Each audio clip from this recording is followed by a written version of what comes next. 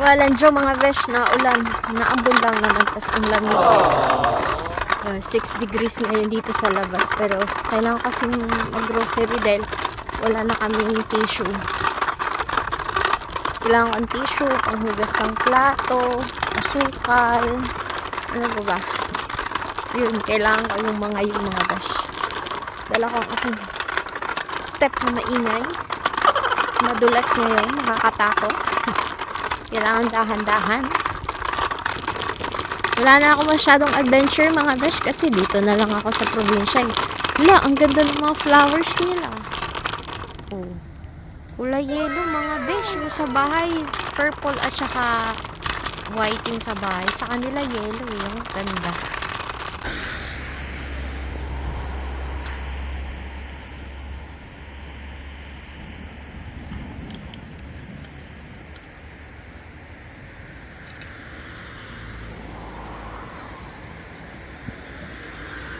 Mga besh, ang lamig pala. Grabe, di ako nagdala ng gloves. Di ko akalain na ito kalamig today paglabas. Or dahil nag-scooter ako. Dumaan ako dun sa tindahan ng alak. May pinadalang sulat si Opa kasi nag-try kaming mag-order online. Hindi namin makontak. Kaya nagpadala siyang sulat. So, ayun. Punta na akong grocery. Ayun yung grocery. Oh. Albertine. Diyan ako mag-grocery. A few moments later. Oh, diba, ganyan na itsura ni Inday kasi sobrang maulan po ngayon. Tapos malamig mga besh. Layo-layo pa ang aking lalakarin. Buti na lang may step. Ang lamig mga besh. Pagod mga besh, pero malapit na. Siguro nagtataka kayo bakit maikli na yung video ko tapos bihira na ako mag-upload. I don't know mga besh. Miski ako naguguluhan din sa sarili ko eh. Or baka naliliba. Hindi ko alam. Usually kasi lumalabas lang ako pag nag-grocery.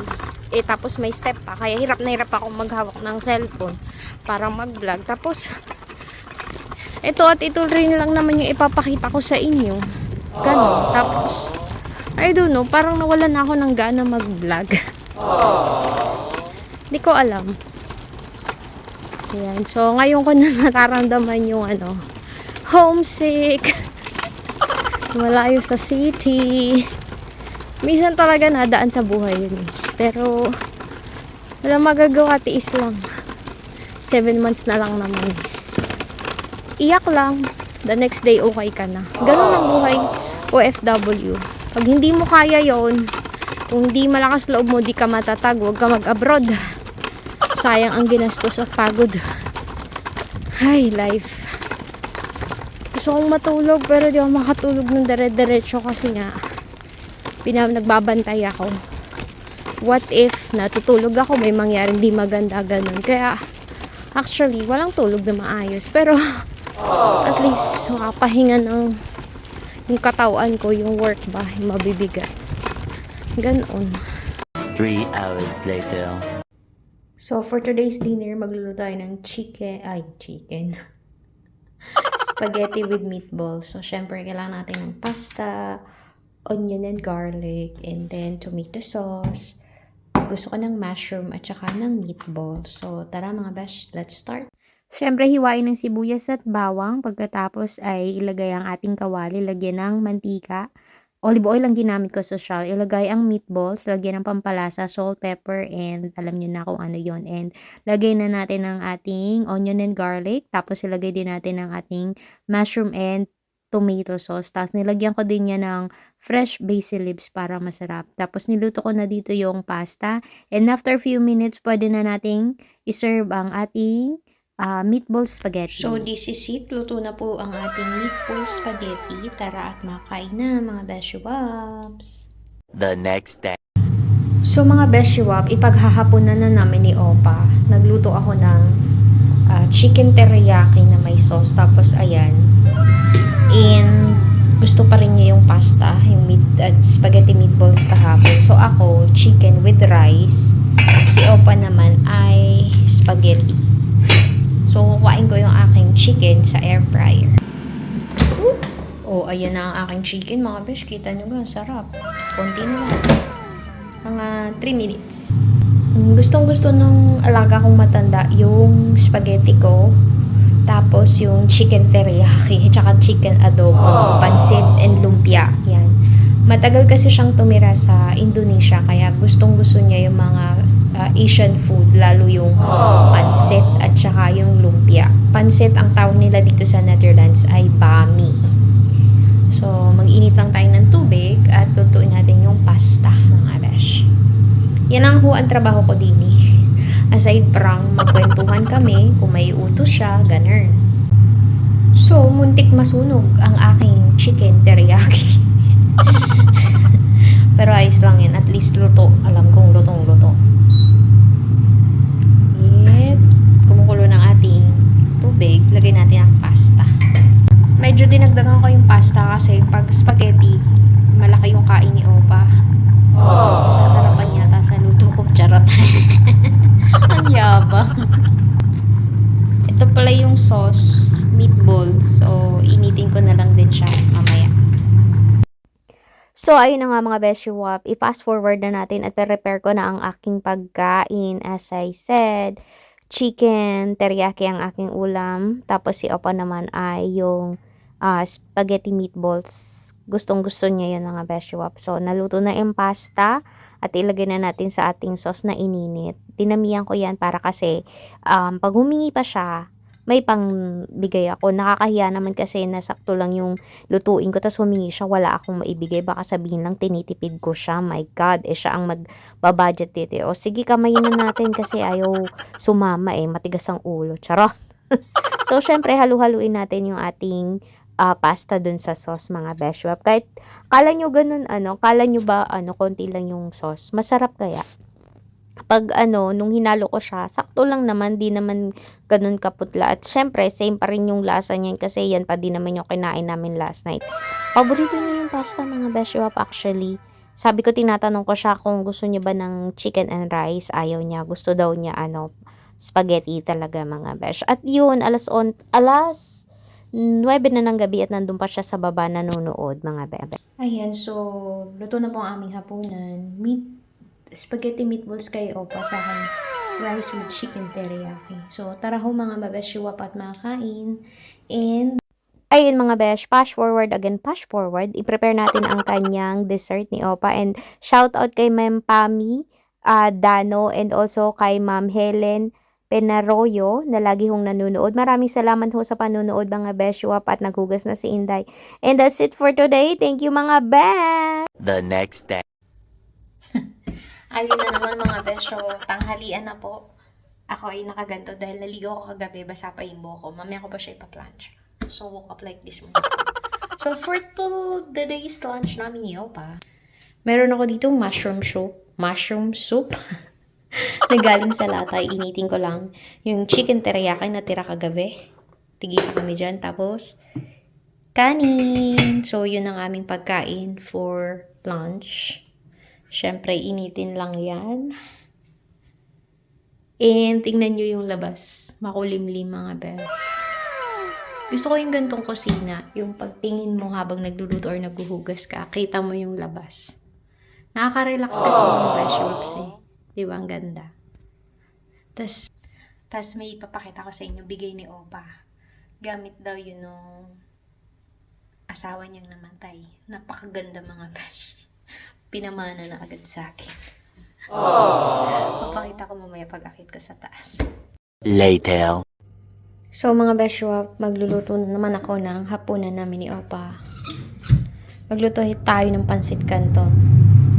Pakukuluan natin yung chicken. Nag-iwan ako ng bawang, mamaya na yung sibuyas. Tapos, wala akong gulay. So, gagawin ko na lang siya ng paraan. Tinatamad akong mag-grocery kasi bukas pupunta din ako doon. Sasara ho tayo ng gate.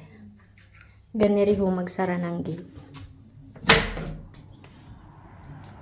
Oh. May apindutin ka lang ang ganun ay. Tapos yun masara na. Ginhawa Hindi mo na kailangan lumabas para isara. Oh, ha? Sarado na yan, mga besh. Ito lang. May remote. Tapos, galak na ng pinto. Alas 6 ay nagalak na kami ng pinto. The next day. Hello mga beshops at kabayan. Tuesday ngayon at ako ay pupunta sa market. May open market kasi. So gusto ni Opa ng fish, pritong isda. 3 degrees ngayon din ang lamig pero maaraw. Oh. Ganda no, puro puno. Ang lamig mga beshwap kahit matindi ang sikat ng araw. So, maganda mag-step dyan pababa o kasi tawag dito, para siyang pababa nga. Kaya mabilis. Pero pagbabalik na, ang hirap kasi parang paakyat. Ganda ng neighborhood namin, Mga beshwap, may nagtatanong kung may Pilipina daw ba din ako nakikita or Asian. Unfortunately po, wala pa. Wala pa akong nakikitang kapwa Pinoy din. Pero may dyan, Japanese restaurant. Banda dun. So, yun, wala pa akong nakikitang Pinay din or Pinoy.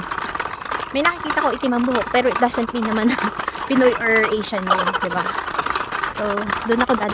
Yan. Sa dulo niyan, may Japanese restaurant. So, andito na ako sa sentro. Mahanapin ko yung open market. Alas 10 pa lang ng umaga. Wala pa masyadong tao. Alam ko banda ron yung yung pinakang sentrum nila. Ito ata yun.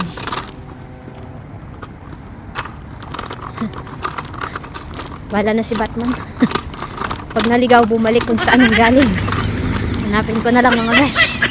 Maganda rin naman yung kanilang sentrum. Kaso yun nga, konti lang tao. Tapos medyo karamihan pa ay matatanda.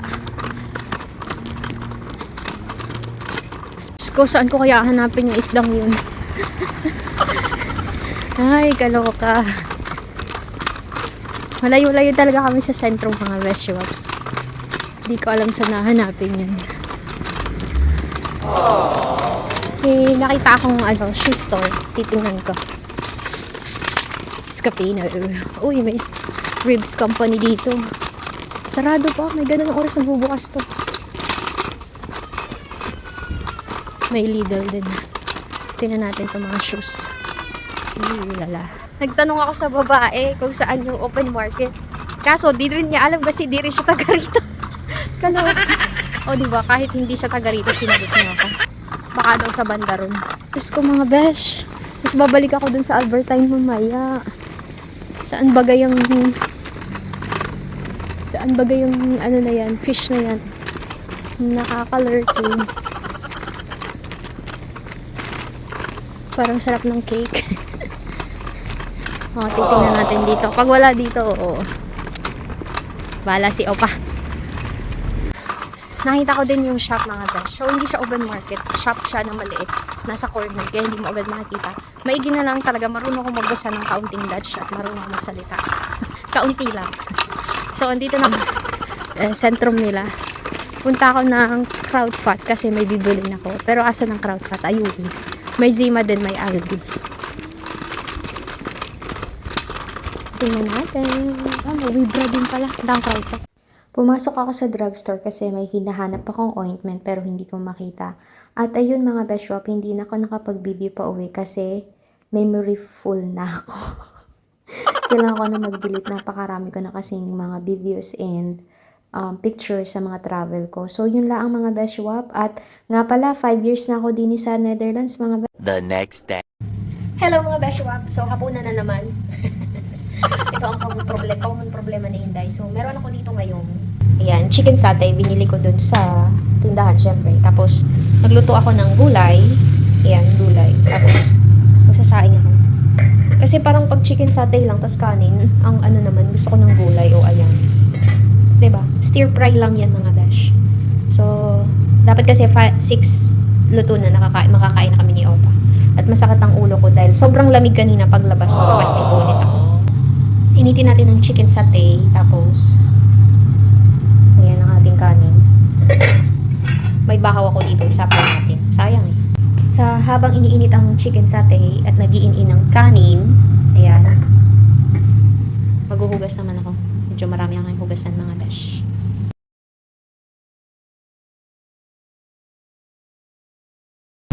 Dahil mainit ang ating satay, so magpi-plating na tayo. char plating, ganun. So, since dalawa lang yung plato namin, ayan. Plating na tayo mga besh. Siyempre, sa akin yung bahaw. Hindi ko pinapakain ng bahaw si Opa. Ay, napakain pa lang. Pero, pag hindi ako nagsaing, iniinit ko lang sa microwave. Konti lang naman ang kain ni Opa. Yeah, gusto pati nun ay mainit na mainit. Konti pa.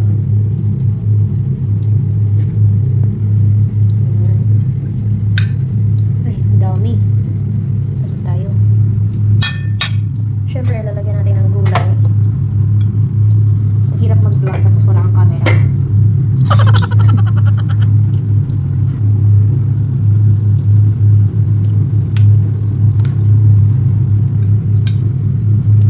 Hindi siya mahilig sa gulay. Ayan.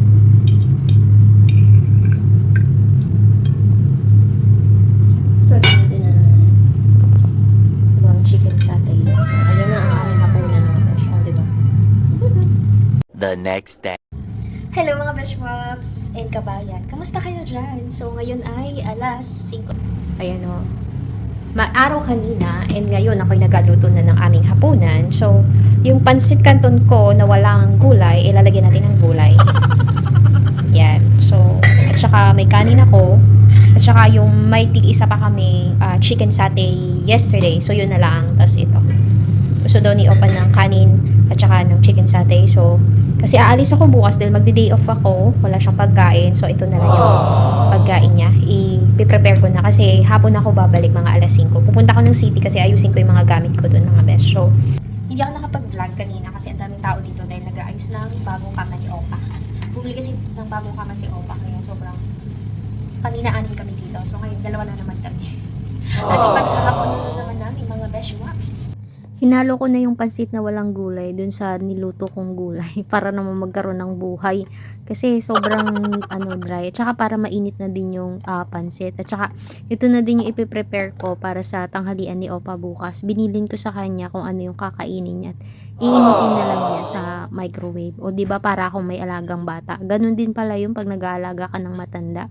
Kailangan ibilin mong maigi kasi minsan nakakalimutan niya na talaga.